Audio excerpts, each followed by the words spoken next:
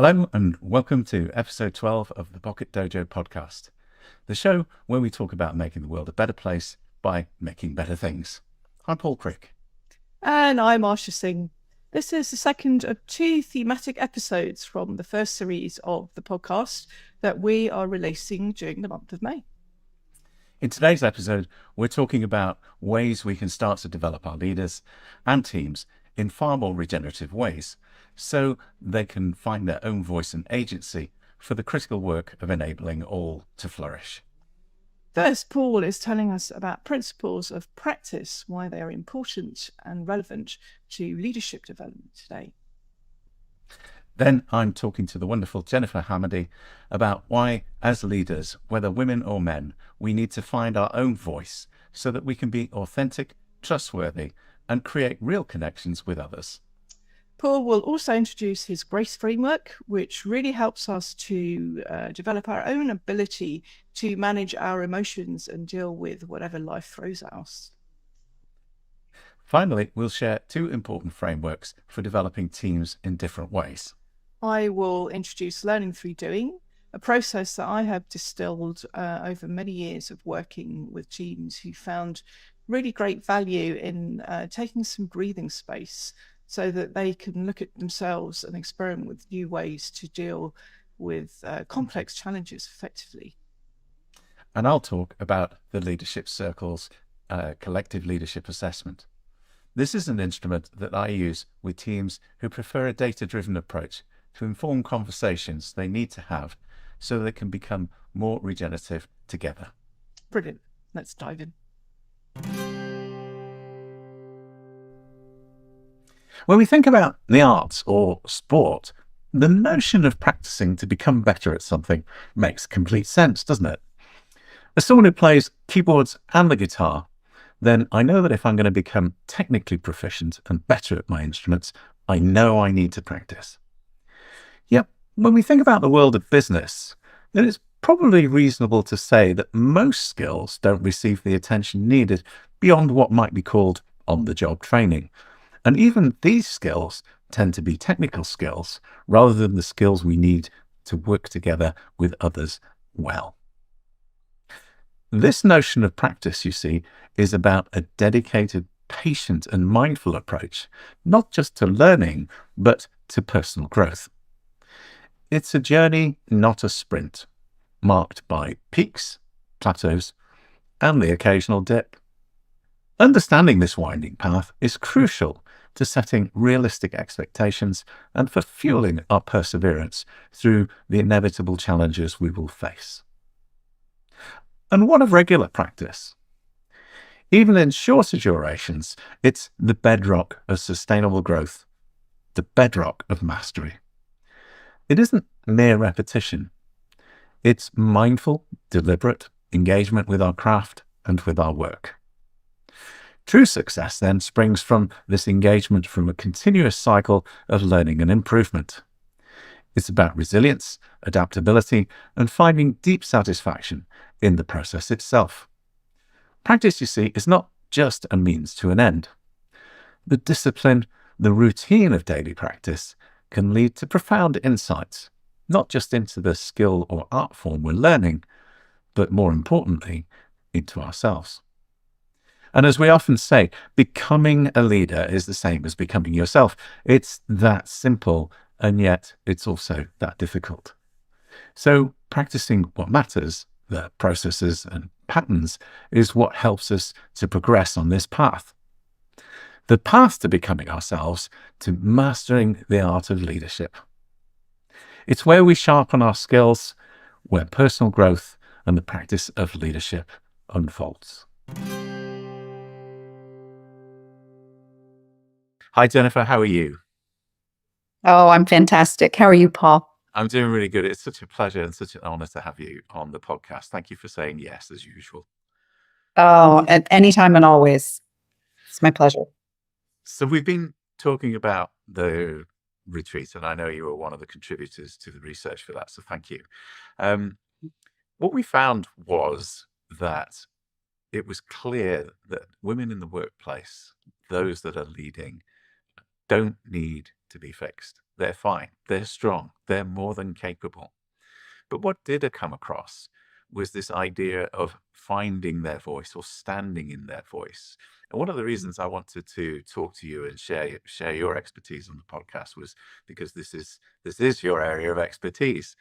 So, from your perspective, thinking about finding your voice, why is that important? Well, to me, those words are very, very powerful, and they are all, I think that expression in our culture today can seem a little cliche, Mhm. but if you'll indulge me, I think that starting backwards, voice is not just our what we're saying, but voice to me, as I understand it, not just in singing, but in presenting, but even living, voice really encapsulates everything that is riding upon our self-expression. It is all of who we are and all of what we say and all of what we hope and long for. And finding, to find your voice, inherent in the word your is our, and there's a collective nature of that, which I'll speak to in a moment.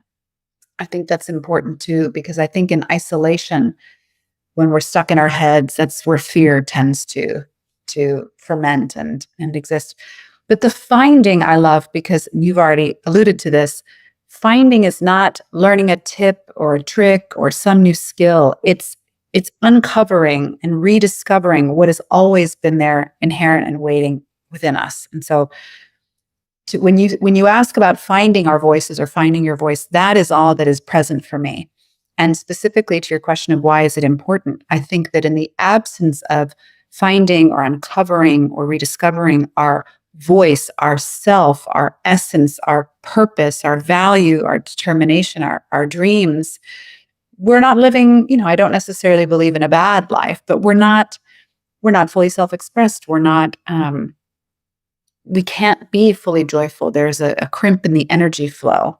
And so I think it's imperative to find that and reconnect with that so that we can not just be alive, but can thrive. I love that expression, a crimp in the energy flow. I've not heard that one before. That's lovely. So for women listening to this, and for men too, actually, because I know there's a fair few men that uh, have a crimp in their energy flow. Um, if you think about women in the workplace, um, Mhm. in your experience, what has been helpful? Because it seems like, it might seem to some like a mountain to climb. And in Mhm. some respects, it's really just in the next door room. You've just got to open the door to connect to it. But Yep. assuming that people are thinking, oh, that sounds like a lot of work, or it sounds tricky, or I couldn't possibly do that because I've been told I can't do that. What are some of the things that you've come across in your experience that are helpful as either practices or ways to think or something else? Mhm. Well, I think an easy one, or maybe what is that wonderful expression? A simple one, though it might not be easy. Yeah. I think that this is true for women, and as you said, for men, and not just in the workplace, but in any area of our lives, relationships. But specifically to the workplace, I think what happens to a lot of women, in particular, is that we enter the workplace feeling as a starting point that we need to crimp who we are and kind of put on a type of act or charade or put on something or bend ourselves in a way to be accepted and certainly to succeed.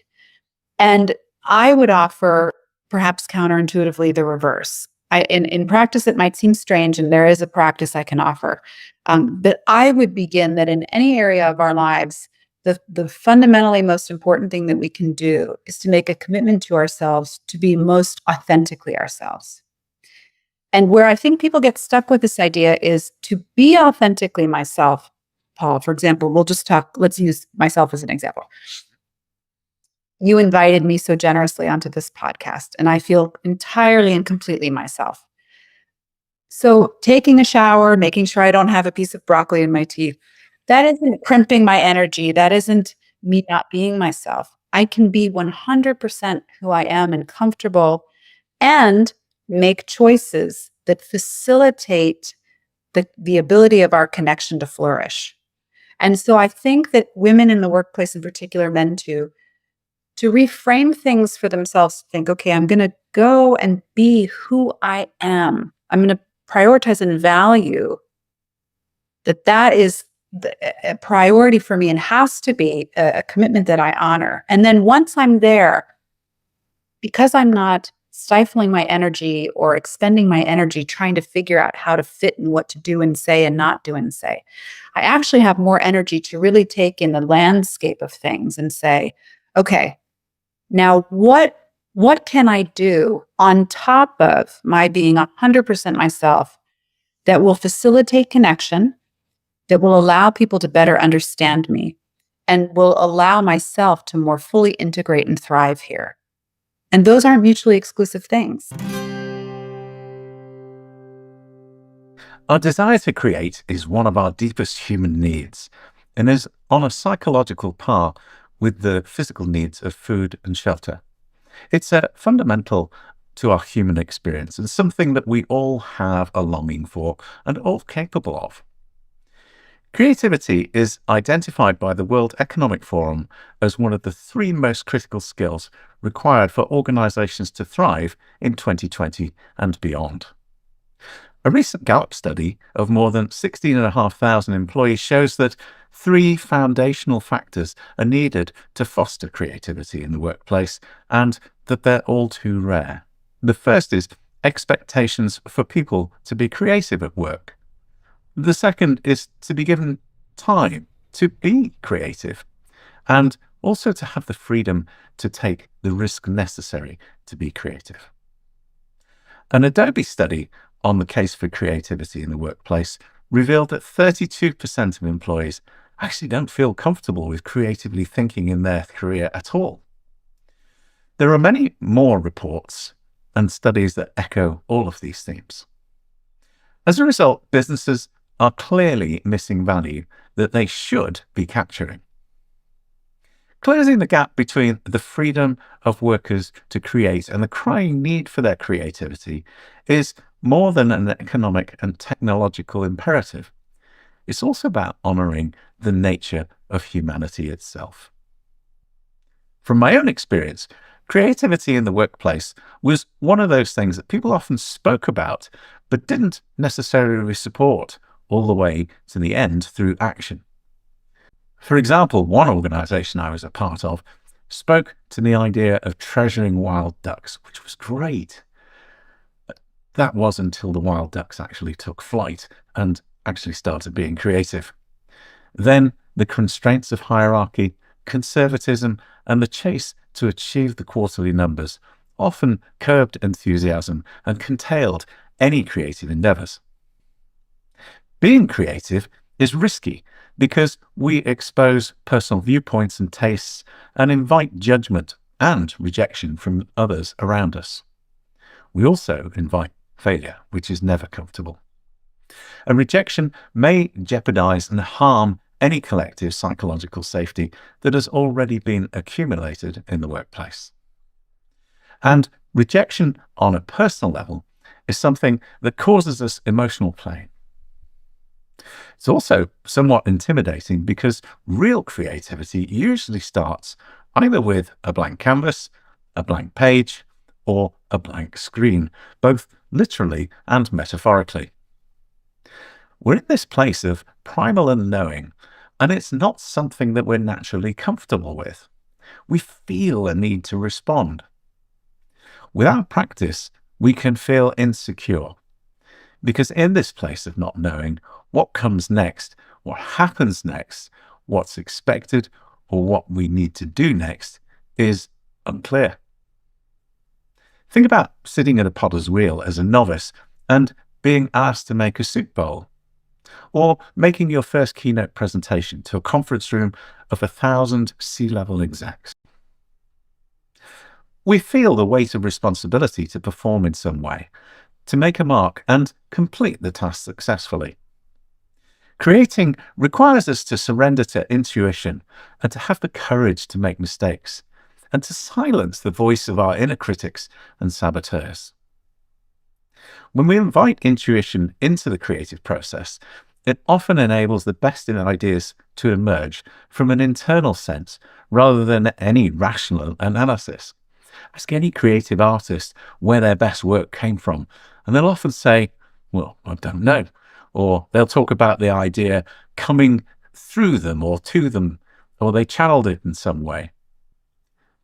When we're willing to dance to the common obstacles to creativity, such as fear, self-doubt, and creative blocks, we discover that the only opposing force to our creativity is actually ourselves.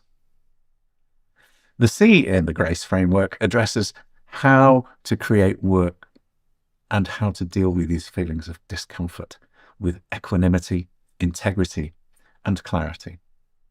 Specifically, it helps to transform the feelings of discomfort, of feeling insecure, to actually getting comfortable with being unsecure, where unsecure means we just don't know what is going to happen next. We check in with ourselves or a coach and ask, what feels out of balance? What is it I'm choosing not to accept? What energy am I projecting outside of me in trying to know and control this situation, when actually I have all the resources I need inside me? What are the underlying assumptions that are underpinning my reactive tendencies and the need to try and control the situation? What's my intention and what's my resolve here? Am I grounded and present? And if not, what's off center? Am I contracting or am I expanding my presence? What's happening in my body and what can I do to change that? Go for a walk, have a stretch, drink a glass of water, phone a friend. All of these questions touch one or more points of the circle in the GRACE framework. It's not a linear framework, so there's no prescriptive set order or process that you actually need to follow. You simply have to be curious and see where in the framework you're drawn to in any moment, to ask yourself or a coach to help you connect to your own resourcefulness and your wisdom. As you begin to practice using the GRACE framework, you may start to notice how you begin to develop a commitment to the creative process itself, rather than being overly focused on the outcome. You know, there's so much more to this, and I encourage you to have a play with some of the ideas I've talked about. But for now, I'll pause. We'll be covering the GRACE framework again throughout the podcast to help you tap into your own natural sense of play and creativity. Across the first series of the podcast, I've been introducing the GRACE framework to connect with self and others, to develop emotional competence and build meaningful relationships. And in episode 6, we talked about the value of using a framework rather than a model when we want to develop ourselves, whether individually or together. A model is intended to represent reality, to provide some kind of certainty if we follow it properly. It's a tool that can become redundant quite quickly when the world changes very fast. Whereas a framework helps us look at what we're experiencing, to make sense of it, and to test our ideas against theories. Yes, we might also find that reality doesn't fit the framework either. And then we need to be careful about not trying to make it do so through the stories we tell ourselves about what's real or possible or true. So in that case, we need to make intuitive leaps about what's going on and what we can do about it. These are essential capacities for responding effectively to complexity and uncertainty. And they go against a lot of what we've been taught about making things simple, linear, and easy to measure. Absolutely. We try to keep things as stable and simple as possible, and scale the things that work in one place in a completely different one, often creating a lot of unnecessary complexity in the process. We ignore the fact that living systems learn most when they are far away from stability, where they have to be creative and adapt to new situations that they experience. Yes, we often don't consider ourselves or our organisations as living systems, whether they're a small startup working on social change, or a community group, or impact SME, or even a large traditional multinational corporate. We believe that we're machines, that we need to compete and run as efficiently as possible in order to flourish. But if we really want to regenerate anything, whether that's leadership or business or economics or agriculture or the natural world or whatever, we really need to pay attention to the quality of the interactions and the relationships that we have between or among everyone involved and with the context or the places in which we find ourselves. Instead, we focus more on the quantity of what's produced or how we can maximize the leverage of something. Indeed, we need to look at the spaces between us and how we navigate those, particularly when we have different worldviews and perspectives. So, as I've shared in previous episodes, I've done a lot of different work with different kinds of teams and organizations, and also in a few different countries.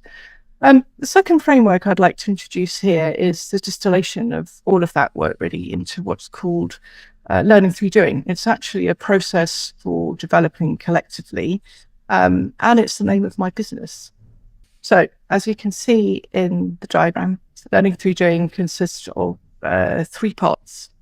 Step back, go deeper, and experiment and refine. Now, it would make sense to start at 1 o'clock with observed reality, and then connect the dots, explore dynamics, see contributions, hold dialogue, elaborate purpose, signpost vision, way forwards, learn together, and create conditions for good things to happen. That would make sense, but in actual fact, you can start anywhere in this process. What's important is that we think about all these different things.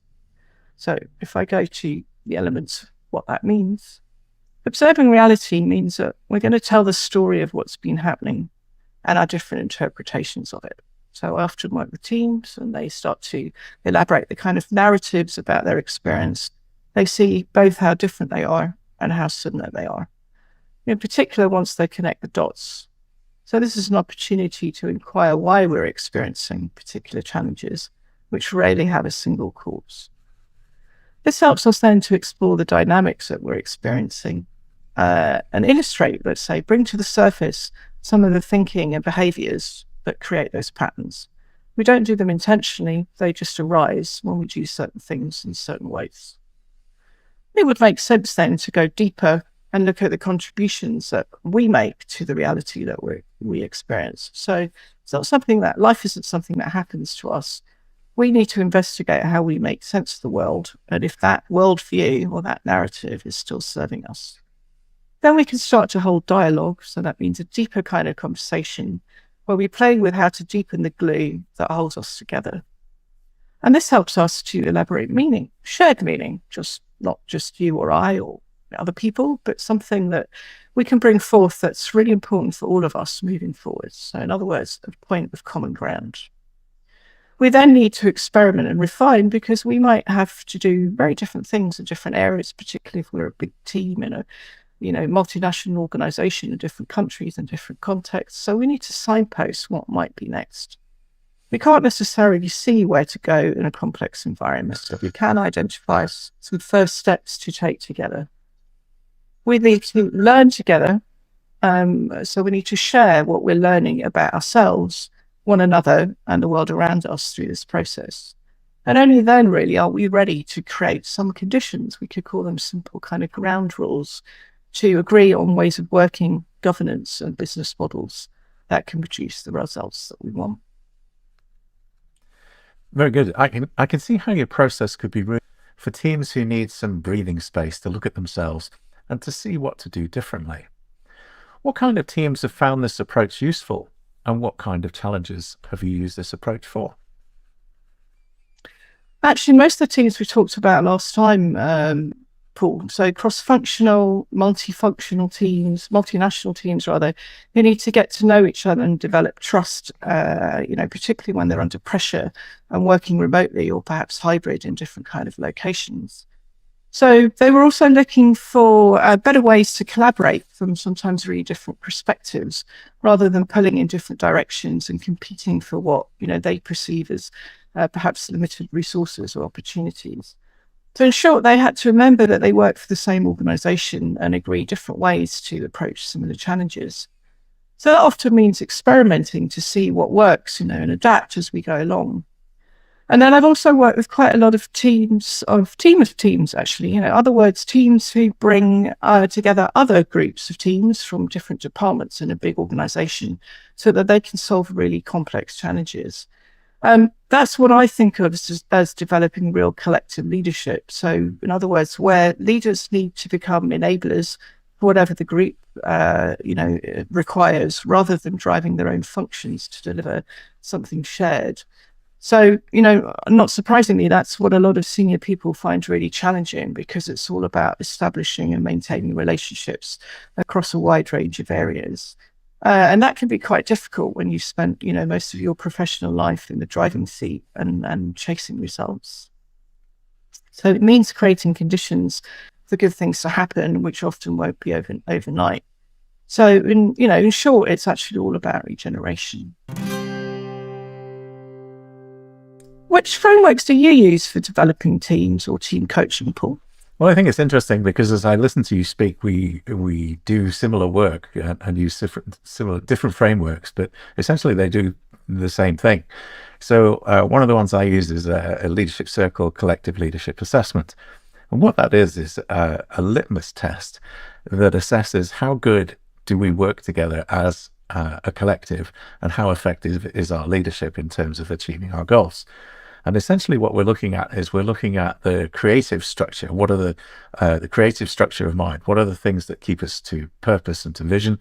And what are some of the reactive tendencies we have? Some of the strengths that we overuse at times to try and control a situation, or to try and placate certain groups of stakeholders or other parts of an organization. This is really helpful because what that does is it looks at what is the culture that we have now, and what is the culture that we want to have in future. And what it does is it points to the gaps, or even where there are no gaps, it raises the question, so if there's no gap, what's the story that's telling us? And the reality is that, as you point out in the description of some of the work that you're doing, it's about the quality of conversation. The changing culture really comes from how we choose to tell the stories to ourselves and to each other. What are the patterns of language that we are using with each other, and how is that showing itself in our behaviors? What's good about that? What needs to change? And essentially, what I particularly like about it is there are some organizations that see the kind of work that we do as sort of light, fluffy, and a bit woolly and questionable, you might say. But I think that's an unfair criticism, because you've only got to look at the outcome and how people change, whether or not you use a data-driven approach like the collective leadership assessment, or we take an approach that is more intuitive, more creative, more emergent, and allows for things to evolve, like the learning through doing approach. So I think the conclusion I'm arriving at is that what matters is the conversation you have once you've done whatever it is you're doing, to say, what are the stories that we're telling ourselves? So that's one of the frameworks I like to use. Yeah, fantastic. I'd like to ask you this similar kind of question that you asked me just before, Paul. What kind of challenges, what sort of situations do you think that a data-driven approach like the collective leadership assessment is particularly useful? Are there particular teams or situations or challenges perhaps where you think that kind of approach is more useful? I think it's for approach. What I've found is with teams that are, I'm trying to find the right word. Cynical's unfair, but hard-bitten, hard-driven, want numbers. I think it's really helpful because it lowers the waterline on that. You meet them where they're at. We're a numbers type organization. Give me numbers that show us what's going on. The reality is that they're self-reported subjective numbers that do have correlations that suggest relationships between certain ways of thinking and certain types of behavior, but more importantly, show the gaps. So I've used it with teams involve senior leadership teams involved in science. So in the medical devices arena, show me the numbers. But even that produces its own challenges, because the worst thing you can do sometimes for people is put numbers in front of them, because they then get very curious about the numbers that they have, and they spend more time on, so explain this number to me, and why is this correlation that, and why, well, I don't think that's a correlation. And I come down to, I worked with one particular team, and the conclusion I drew there was, I appreciate your curiosity, and that's valuable. But there comes a point where the platform is on fire, and you're not going to sit there and you're going to say, I wonder what the rate of change of speed of the flames is across the surface area of the platform, or what's the height of the flames, and how hot is it getting? It's like, no, the platform's on fire. There's enough information there for you to know that actually you need to move out of the way of the fire or do something differently, rather than examine and navel gaze the numbers to go, I wonder if it's the right time for us to move. And yet what's really interesting is there are so many organizations caught up in that pattern of, should we move? Should we not move? And yet to an outsider, sometimes it seems that the issue is so obvious, it's hard to understand at times why people don't get it. And then you go, okay, so what stories are running here? What narratives are running here? What agendas are running here? And who does it serve, most of all, for this status quo situation to exist? So that's the kind of challenge I'm dealing with. And it's teams that want to align, teams that have lost their spark. It's like, how do we get back on track? How do we align better? How do we get more social coherence around the thing that we're trying to do as a team, the output that we're trying to create? Yeah, absolutely. I think, like you say, Paul, it's all about having a conversation. And I think any framework generates different kinds of data. Some of it's numerical, some of it's, represented on some kind of chart or graph or whatever. And others are, telling stories or whatever it might be that the particular framework generates. And what's really important is that, we can surface or share data that is really useful for us to change something, whether that's based on our preferences as an organization or trusting that actually going to come in and do something very different that will shift things when they're particularly stuck. I think it's important to have a variety of different approaches, isn't it? Oh, absolutely. And the key thing is to meet organizations and teams where they are, and to understand what their preferences are, and then to pull out of the kit bag and say, okay, well, if that's your preference, here's an approach that we could try that speaks to that particularly, or taking a more numbers driven approach. Here's a different way. But what matters at the end of that, as you've just said, is getting to the conversation that says, how do we move forward? How do we become more regenerative in our approach? It feels like we've introduced some good principles and approaches for developing ourselves more regeneratively as leaders, and also our teams, doesn't it, Asha? Yes, Paul. I think we've literally just scratched the surface, on the theme that we've shared today. It's a really important and exciting area, isn't it? So to be honest, we could have made 2 episodes out of the theme that we've just talked about. So, one on developing ourselves individually, and another one on developing the collective. Great. Perhaps we'll harvest those 2 themes later on. So today we look back at why practice is important and some of the key principles for practice that help to make it worthwhile and fruitful. And we've talked with a lovely Jennifer Hamady about her speciality, finding your own voice. We've also explored the GRACE framework, being able to actually do emotional intelligence in practice, especially when life throws us things that we don't like or we don't know how to deal with. And finally, we've shared 2 frameworks we use with teams who need to have important development conversations and think about what happens in the spaces between them.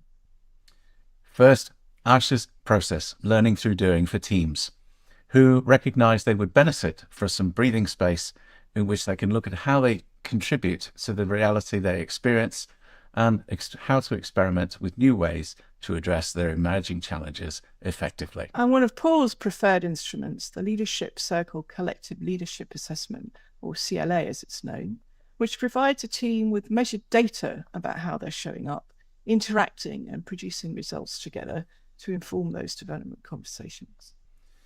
Great. So now we're officially at the end of the first series of the Pocket Dojo We hope you podcast. found the series relevant and interesting, and that it sparks your curiosity about and your appetite for what could be different in your own team or organization.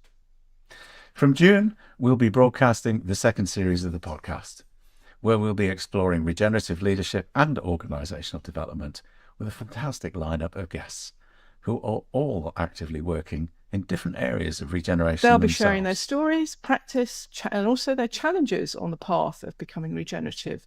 And no doubt also some words of wisdom for everyone who's on their own journeys.